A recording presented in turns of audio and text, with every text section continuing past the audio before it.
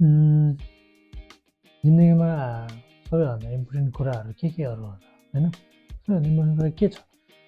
कसैलाई अब होइन हेल्थ लाग्न सक्छ, हेल्थ हो, अब money, power, fame, time, relationship अरू के हुन्छ होइन? धेरै कुराहरू छन् क्या लाइफमा एकदम इम्पोर्टेन्ट कुरा। तपाईँहरूलाई के लाग्छ होइन?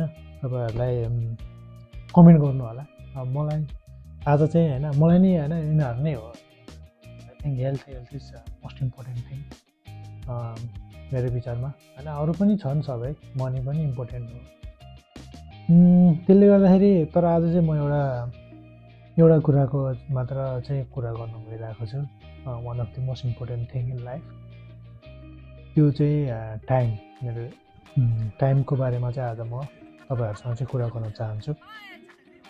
किन भन्दाखेरिलाई समय किन इम्पोर्टेन्ट छ त होइन? समयले चाहिँ नै अब तपाईँलाई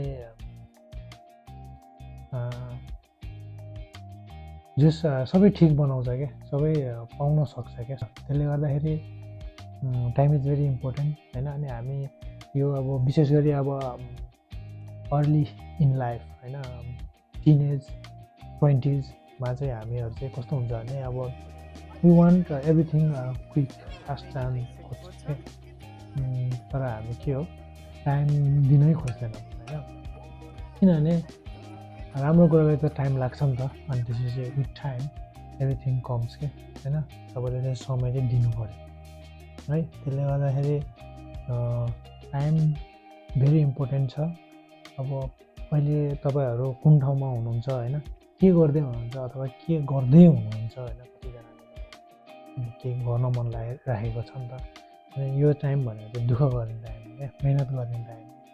मिहिनेत गर्नुहोस्, तपाईँको टाइम आउँछ क्या। अनि होइन, अनि टाइमले चाहिँ नि सब चेन्ज गरिदिन्छ कि होइन।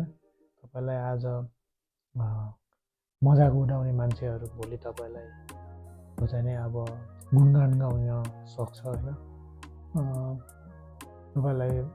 तपाईँको पछि लाग्न सक्छ, त्यस्तो हुन्छ क्या। टाइम इज भेरी इम्पोर्टेन्ट होइन।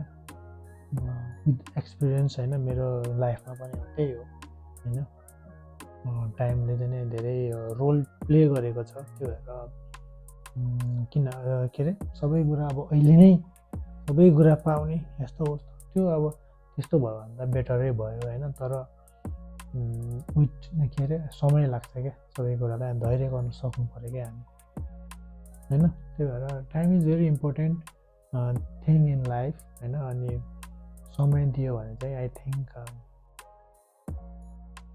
राम्रो समय चाहिँ आउँछ क्या। अनि फेरि कहिले राम्रो समय हुन्छ, कहिले नराम्रो समय नै हुन्छ होइन।